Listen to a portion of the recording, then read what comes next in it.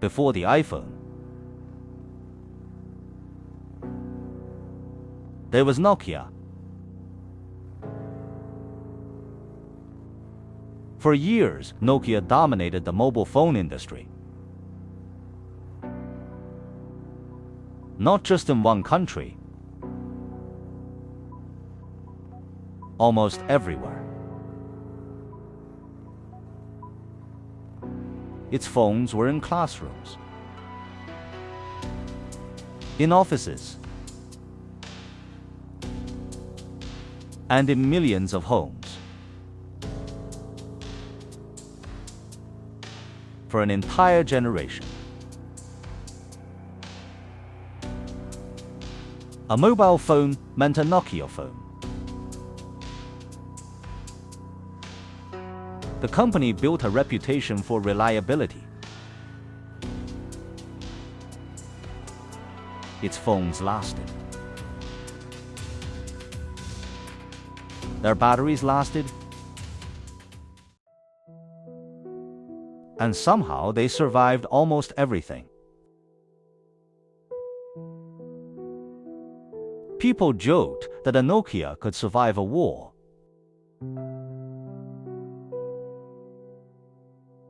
The joke existed for a reason.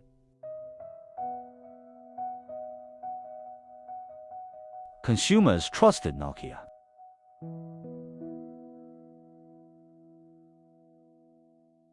Retailers trusted Nokia. Investors trusted Nokia.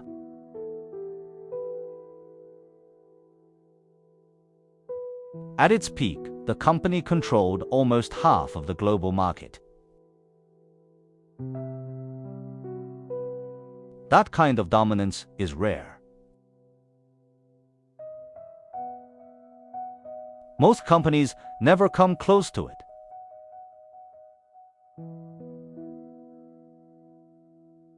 And when a company reaches that level,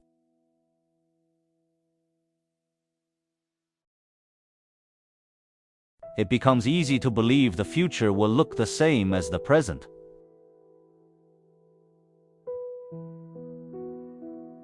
Inside Nokia, there was confidence.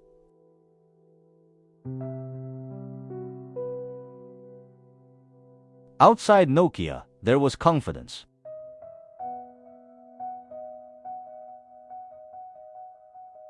The company seemed untouchable.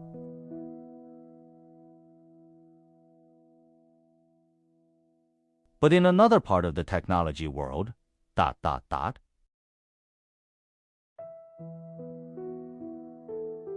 a very different idea was beginning to take shape.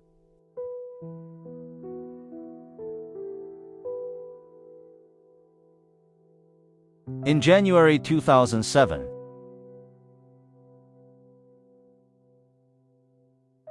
Steve Jobs walked onto a stage in San Francisco.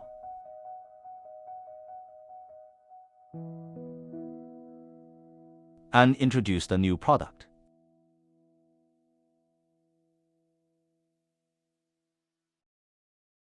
The iPhone.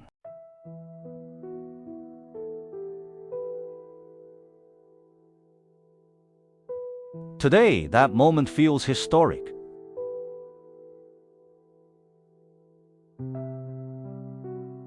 Almost inevitable.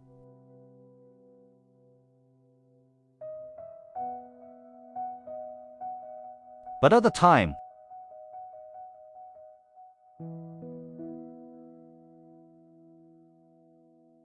many people were unconvinced.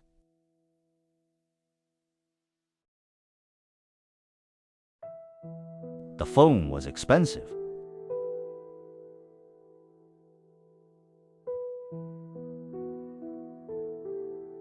Its battery could not be removed.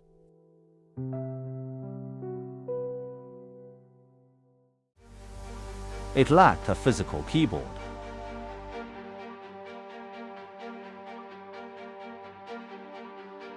And Apple had no experience making phones.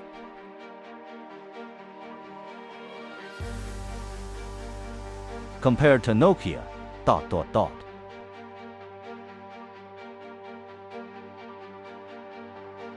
Apple looked small.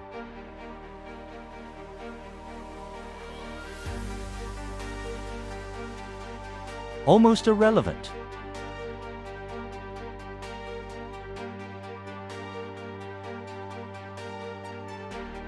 Nokia had the factories.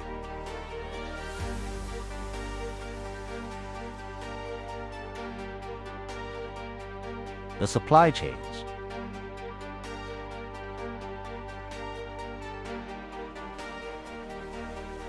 The distribution network.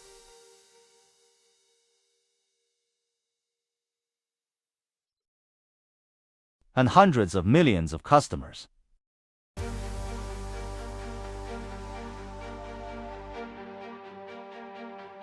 From Nokia's perspective,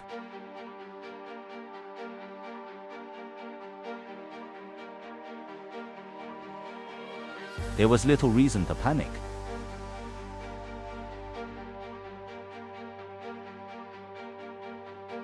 The company had already defeated countless competitors.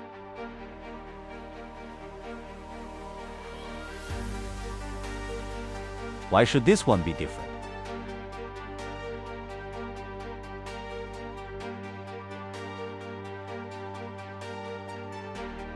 But history often follows a familiar pattern.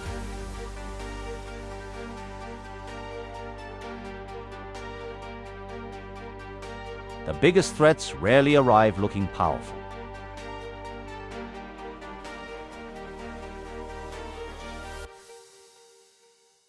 They arrive looking incomplete.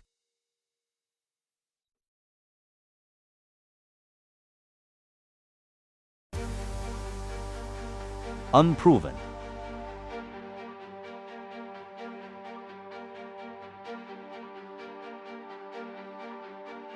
Easy to dismiss.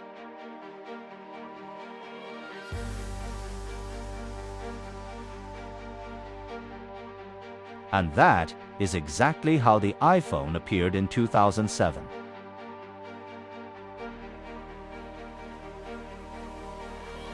As smartphones evolved,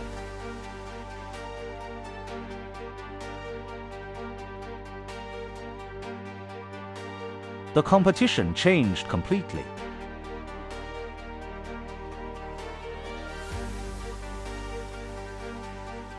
For years,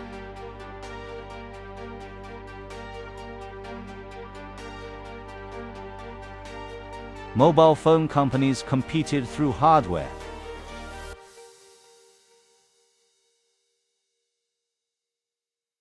Better batteries,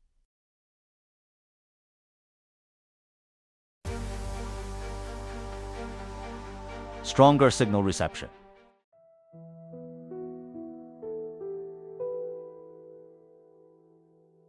smaller devices,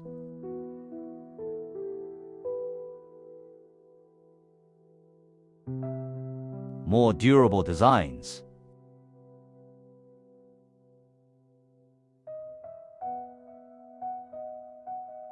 That was the world Nokia understood.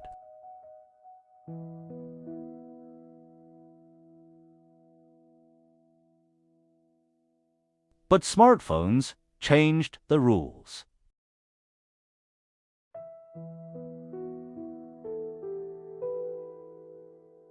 The phone itself was no longer the product.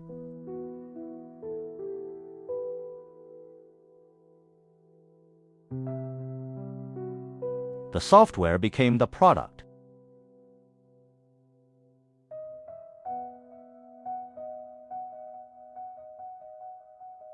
Applications became the product.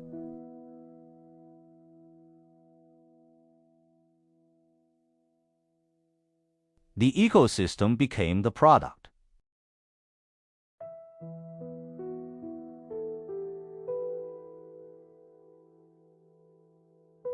Apple understood this early.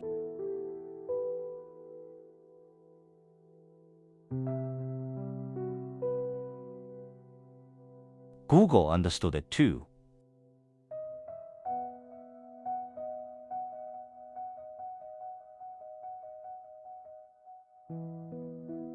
Developers began building for iPhone.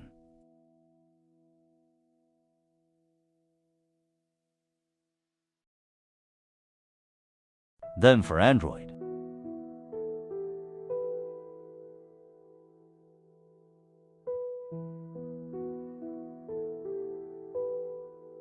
Millions of users followed.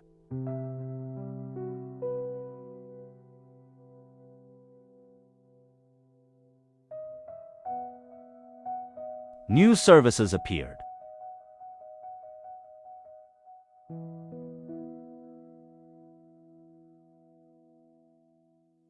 New habits formed.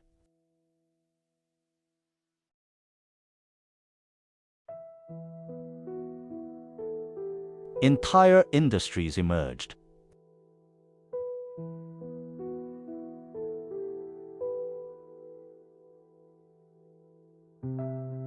Meanwhile, Nokia struggled to keep pace.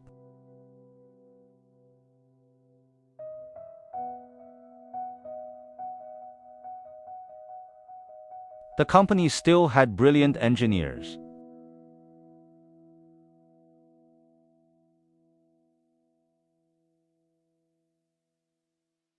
It still had money.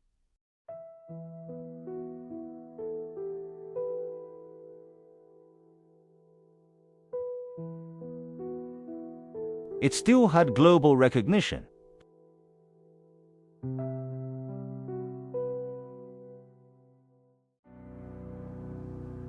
But resources alone were no longer enough.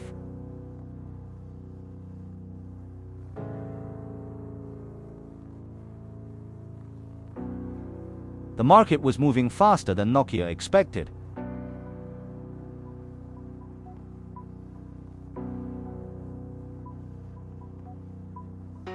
And every year,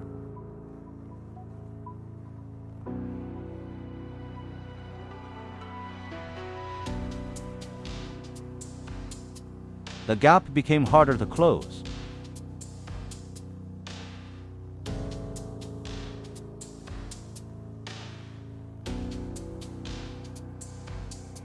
The future had arrived.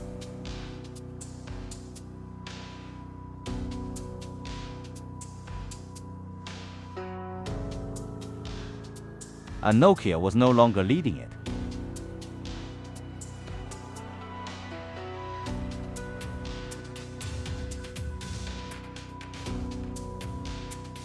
By the early 2010s,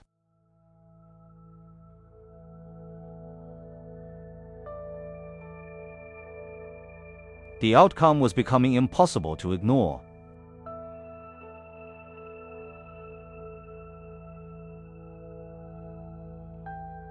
Apple continued growing.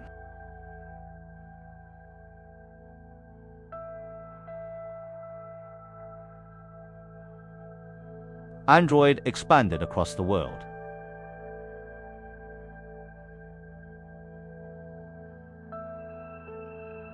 Developers followed the ecosystems.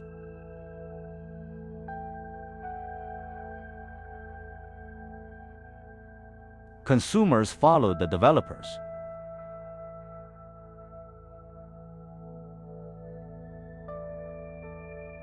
And Nokia continued losing ground.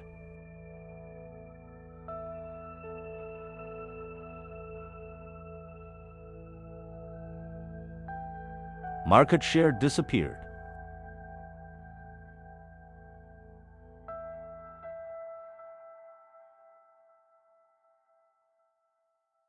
Profits shrank.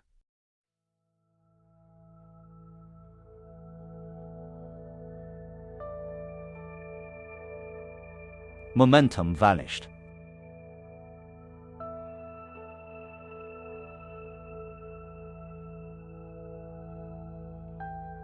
The company tried new strategies.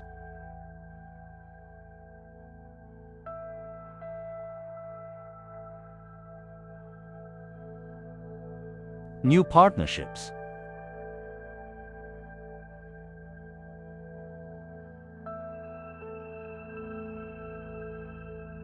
New devices.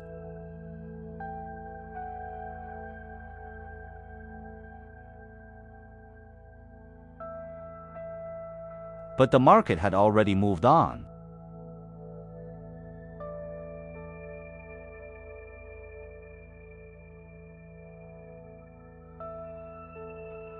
Eventually, Nokia sold its mobile phone business.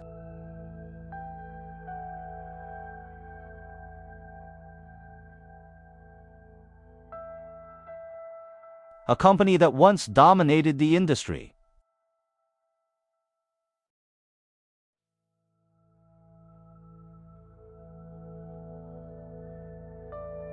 had lost the future.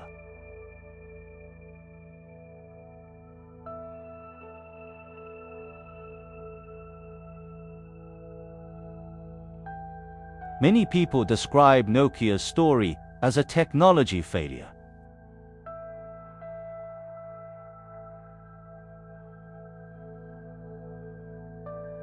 It wasn't.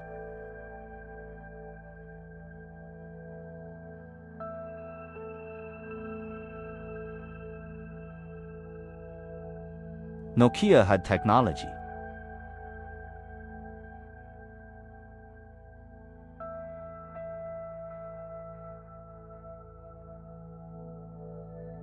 It had engineers.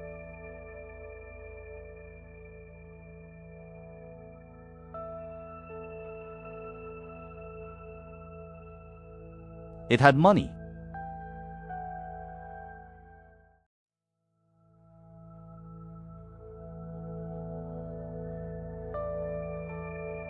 The deeper problem was something else.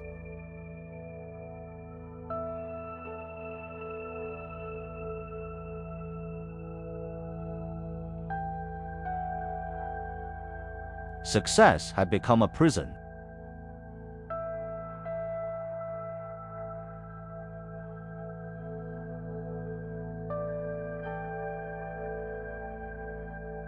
The systems that created victory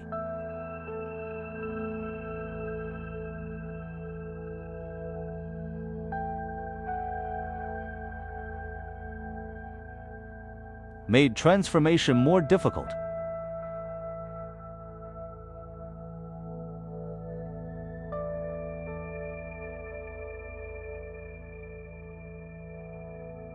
The habits that made Nokia successful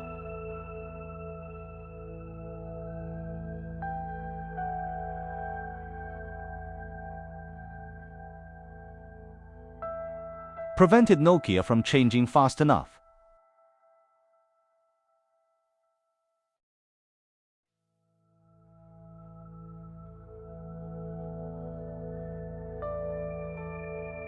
And this pattern appears again and again.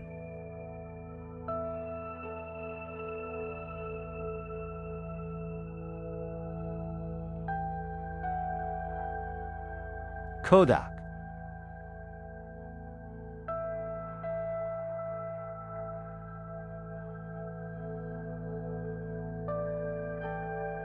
Yahoo,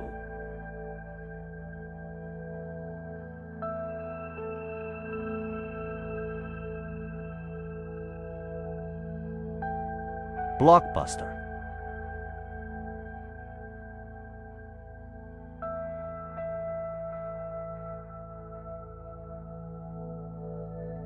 BlackBerry,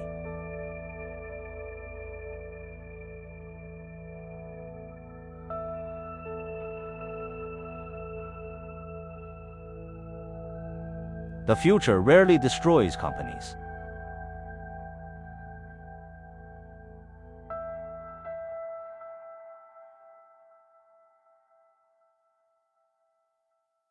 Their inability to adapt does.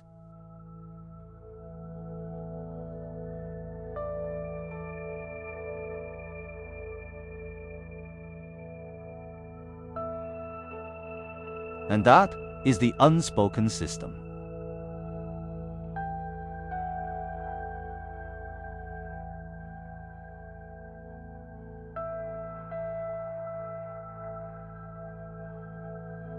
Yesterday's advantage can become tomorrow's weakness.